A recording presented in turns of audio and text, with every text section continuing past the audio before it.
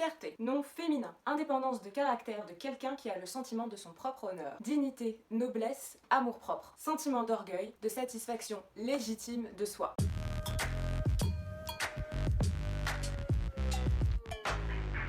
Bonjour les gens, nous sommes au mois de juin qui marque chaque année le solstice d'été, les épreuves du baccalauréat, mais aussi et surtout le mois des fiertés. Et à cette occasion, je me suis posé cette question. Niveau pop culture, on en est où de la place et de la représentation de la communauté LGBTQ? Vous avez 4 heures. Comme vous le savez déjà, et si vous le savez pas ça craint un peu, la représentation des minorités c'est hyper important. Sentir qu'on appartient à une communauté, qu'on est visible et légitime, c'est primordial, en plus d'aider à faire progresser la société, politiquement, socialement, artistiquement, etc. Le mois des fiertés est important pour ça. C'est l'occasion pour la communauté LGBT de se montrer fièrement, de revendiquer ses droits et de demander des progrès sociaux et politiques en sa faveur. Mais c'est aussi un mois anniversaire puisqu'il célèbre le début du mouvement suite aux émeutes de Stonewall pendant l'été 1969. Le point histoire. C'est le point de l'histoire, c'est le point histoire. À cette époque, le système juridique américain est très homophobe. Il l'est toujours.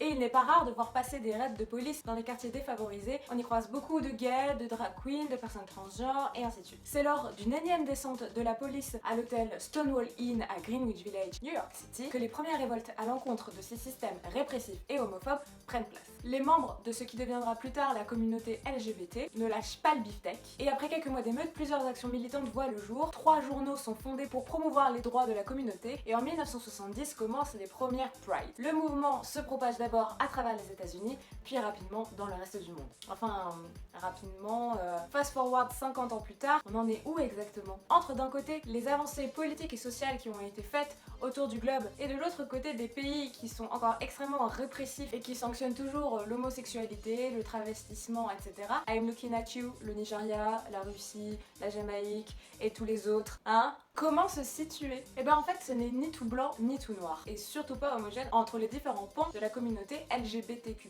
C'est pour ça que j'ai décidé de décortiquer avec vous pour voir comment chaque pan de la communauté est représenté actuellement. Et avant que ce soit la guerre de 100 ans dans les commentaires, je précise que j'ai choisi le sigle LGBTQ+, tout simplement parce qu'il est celui sur lequel un maximum de personnes et une majorité de la communauté se mettent d'accord. Mais il existe un tas de possibilités de sigles différents, LGBT, LGBTQ, LGBTI, LGBTQIA et ainsi de suite. L pour lesbienne. Si comme moi vous avez grandi dans les années 90, le premier couple lesbien que vous avez potentiellement vu à la télé devait être Carol et Suzanne dans la série Friends. Si la série connaît quelques vieillissements sur certains aspects, il n'en reste pas moins que la représentation qu'elle avait de ce couple lesbien était très positive. On avait un couple solide, responsable, où la belle-mère adorait l'enfant de sa compagne et s'en occupait comme un autre parent. Elle participait à son éducation, enfin bref, elles étaient au top. À la même époque, on pouvait trouver des personnages de fiction lesbiens comme Patty, la sœur de Marge dans Les Simpsons, mais aussi des personnalités en chair et en os qui faisaient leur coming out dans les médias. Ça a été le cas de l'animatrice Hélène DeGeneres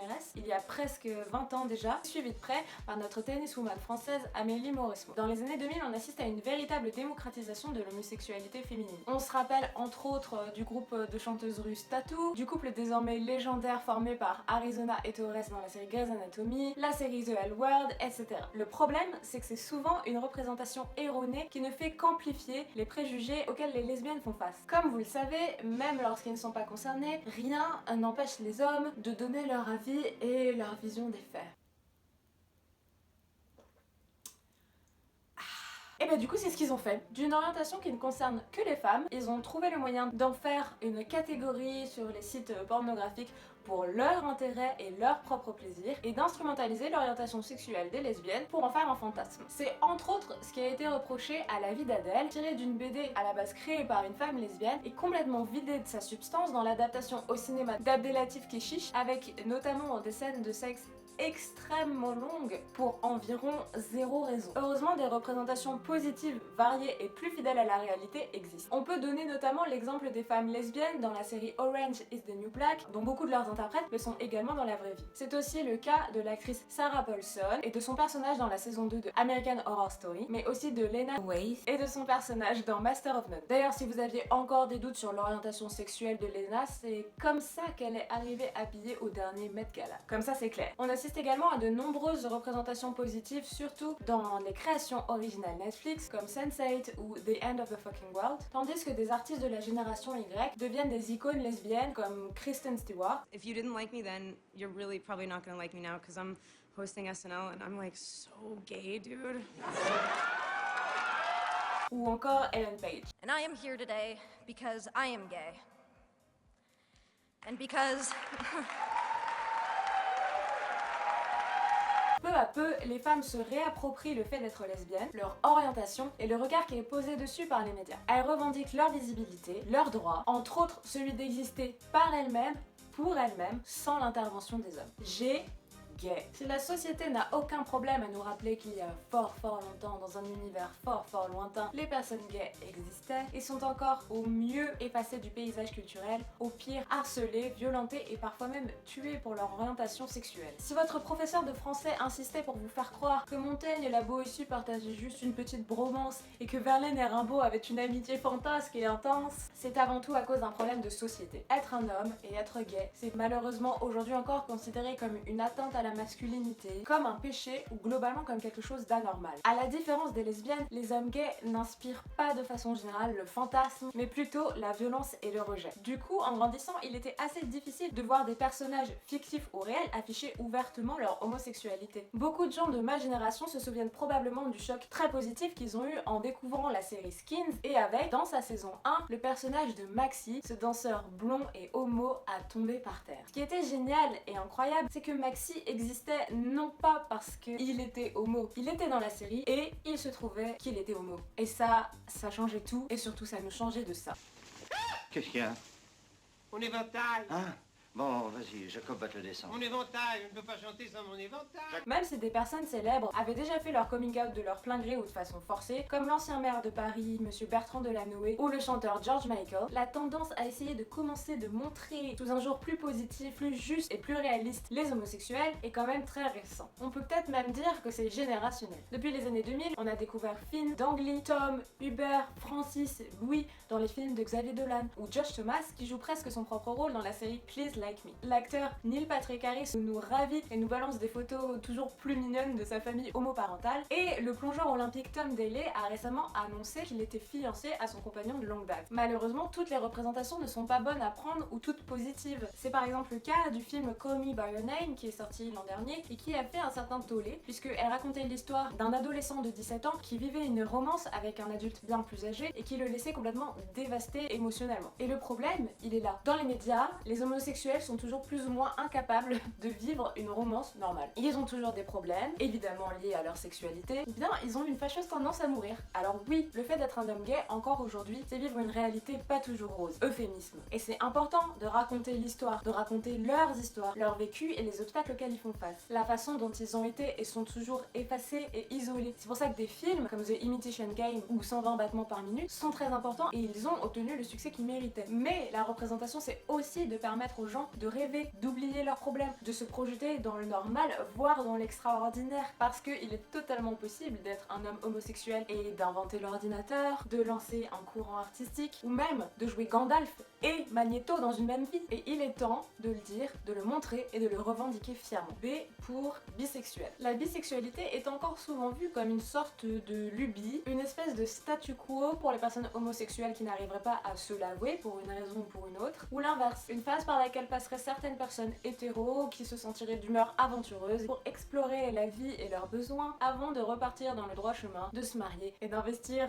dans un coquet pavillon en banlieue. Malheureusement pour les personnes bisexuelles, leur représentation dans la pop culture ne fait qu'enfoncer les clous de leur cercueil de préjugés. J'adore les métaphores. La bisexualité est souvent associée aux années 60 et 70 qui marquaient une véritable libération des mœurs et donc forcément aussi de la sexualité et de la manière qu'on avait de l'explorer et de la vivre. De nombreuses stars de l'époque s'affichaient avec des partenaires de leur genre mais aussi de genre autre. À Hollywood par exemple, il y a une anecdote qui est assez connue que l'actrice légendaire Eartha Kitt, j'espère que je le prononce correctement, avait réussi à mettre simultanément dans son lit James Dean et Paul Newman. La chance. Ce qui signifie que Paul Newman et James Dean voilà. En 1976, c'est l'icône de la pop David Bowie qui s'adresse au magazine Playboy en affirmant qu'il n'avait pas de préférence quant au genre de ses partenaires. Ainsi, la pop culture s'empare de cette ambivalence et se met à la représenter constamment comme une passe, comme quelque chose d'un peu foufou, et le cliché continue d'enfler. Dans la série Sex and the City, Samantha, qui est considérée comme le personnage le plus sulfureux, est évidemment celle qui explorera sa sexualité avec une femme pendant quelques épisodes. Malheureusement, au bout de quelques temps, elle finit par plaquer sa partenaire partenaire en lui disant qu'elle préfère largement les partenaires masculins et que ça lui manque trop. Oh, bah non, mais c'était juste pour s'amuser.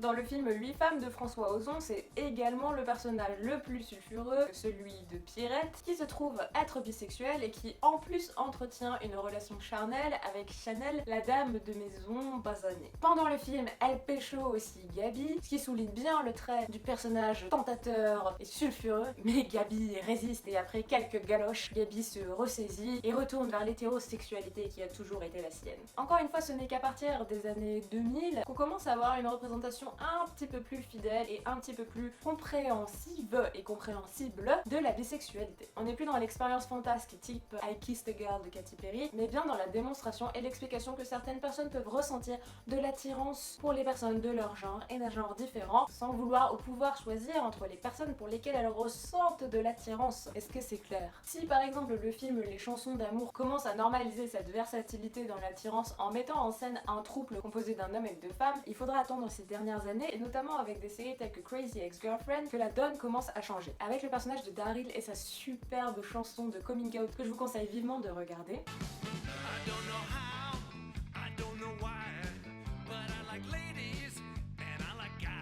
On découvre une représentation juste et hyper simple en fait de ce qu'est la bisexualité. J'aime les deux. À ce jour, et notamment encore une fois depuis la dernière décennie, de nombreuses stars, surtout féminines, ont affiché leur bisexualité, telles que la badass Michelle Rodriguez ou encore la top modèle Cara Delevingne. Parce qu'après tout, pourquoi choisir?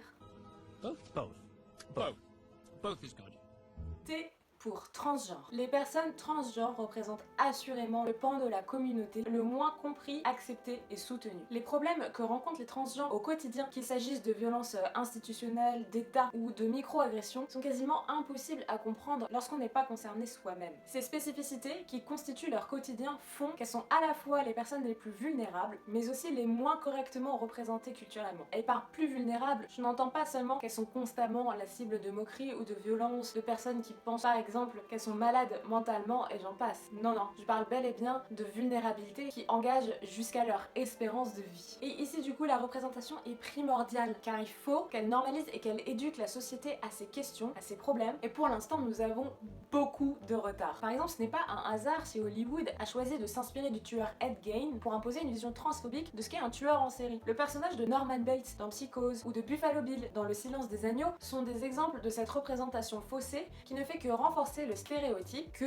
transidentité égale maladie mentale. Et aussi le stéréotype que maladie mentale égale tueur en série, mais ça c'est encore un autre problème. Et si je me lance dessus ça va m'énerver, je vais pas réussir à m'arrêter donc je vais pas en parler.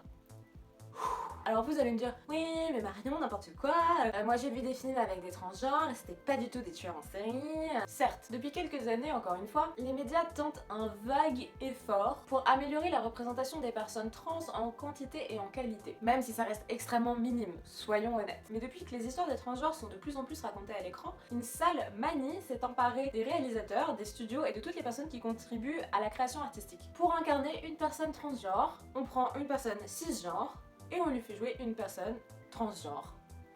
Alors certes, la beauté du métier d'acteur, c'est la transformation, l'incarnation, la transcendance, je veux bien. Mais on fait quoi du coup des acteurs et des actrices trans qui rêveraient de pouvoir incarner à l'écran des personnages qui racontent leurs histoires, qui sont comme eux? C'est entre autres ce qui a été reproché au film The Danish Girl, ou ce qui pourrait par exemple faire grincer des dents quand on regarde le film Lawrence Anyways de Xavier Dolan. Heureusement, petit à petit on constate certains réels progrès. Avec la série Orange is the New Black, depuis 2013, le grand public a pu découvrir le personnage de Sophia Bursett, incarné par l'actrice trans Laverne Cox. Ici, la réalité rejoint la fiction et les épreuves auxquelles Sophia fait face sont racontées d'une façon fidèle et particulièrement juste. C'est également le cas du personnage de Nomi dans la série Sense8 qui est joué par l'actrice trans Jamie Clayton. A noter que les réalisatrices de la série, Lana et Lily Wachowski, sont également des femmes trans, ce qui évidemment apporte en authenticité et en justesse aux propos. Au-delà de la représentation fictive, le monde des stars commence à s'ouvrir petit à petit à la transidentité. Je ne vais pas forcément parler de Caitlyn Jenner qui a beaucoup attiré le feu des projecteurs sur elle parce que la communauté trans France estime en grande partie qu'elle n'est pas représentative. Et oui, Caitlyn Jenner, c'est une femme blanche, extrêmement riche et qui a tendance à voter très à droite. Bourrée de qualité. En revanche, peu à peu, des petites victoires sont gagnées et tendent à démocratiser la représentation des personnes trans dans le paysage culturel. Par exemple, récemment, la mannequin Valentina Sampaio est devenue la première mannequin trans à faire la couve du magazine Vogue Paris, ce qui est assez ouf, on va pas se mentir. Et si vous avez encore des doutes, des préjugés ou des préconceptions faussées à propos des personnes transgenres, je vous conseille de regarder l'épisode 5 de la saison 2 de Queer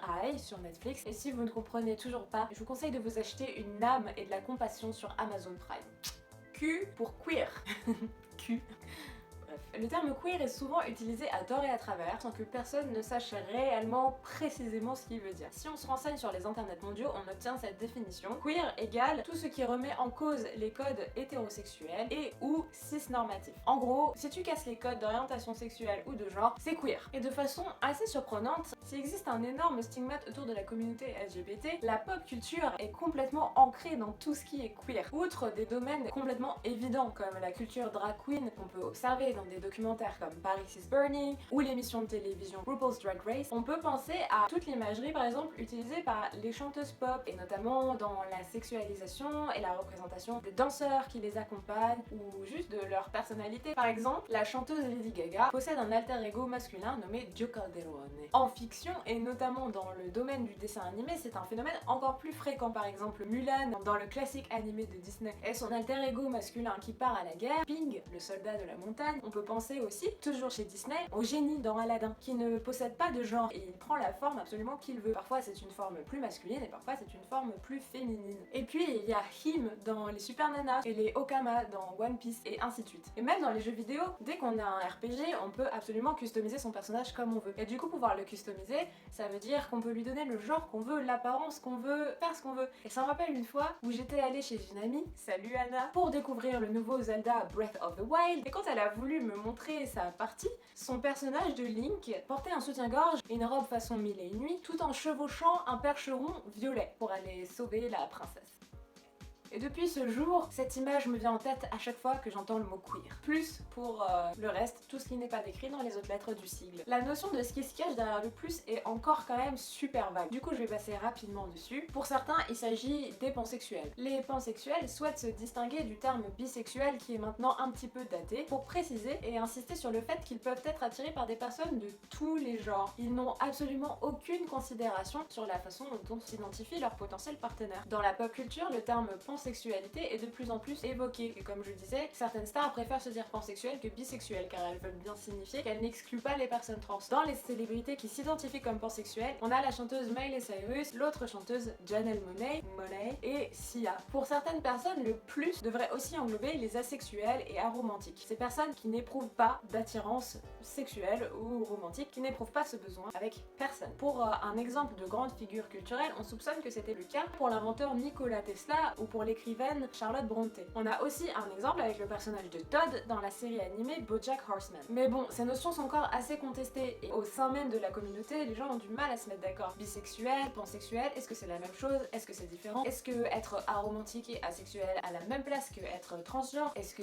les personnes qui font du furry ou du ponyplay devraient être englobées dans la famille des minorités de genre et d'orientation sexuelle? Il y a même des personnes qui se battent pour que les pédosexuels fassent partie de la communauté, et là ça part très très loin, et là on dit non, on n'est pas d'accord, on veut pas, on refuse. Non, l'important en tous les cas c'est que les membres de la communauté continuent de se serrer les coudes et de s'unir pour mener leur lutte. Parce que oui, si on constate des progrès dans la représentation culturelle ou des avancées politiques et sociales, on est quand même encore loin d'un résultat satisfaisant. En 2016, la GLAAD, Gay and Lesbian Association Against Defamation, publiait un bilan sur la représentation des LGBT dans les réalisations des 7 plus gros producteurs américains sur toute l'année. Et ben laissez-moi vous dire que les chiffres étaient particulièrement nuls. D'ailleurs suite à ça, la GLAAD a publié une vidéo qui s'appelle Hollywood Must Do Better, et c'est vrai, mais il n'y a pas que Hollywood qui doit do better. De façon générale, les médias aussi, on doit s'assurer que les minorités, quelles qu'elles soient, bénéficient d'une représentation assez vaste et assez positive pour créer une réelle prise de conscience et de normalisation au sein de la société. La voie a été ouverte avec Stonewall il y a près de 50 ans, et c'est important et primordial de continuer à progresser tout en rendant hommage à ce qui a déjà été fait, aux droits qui ont été obtenus et à la visibilité qui a été gagnée. Et ça, c'est un travail sur toute l'année. Mais en attendant, je vous dis bon mois des fiertés.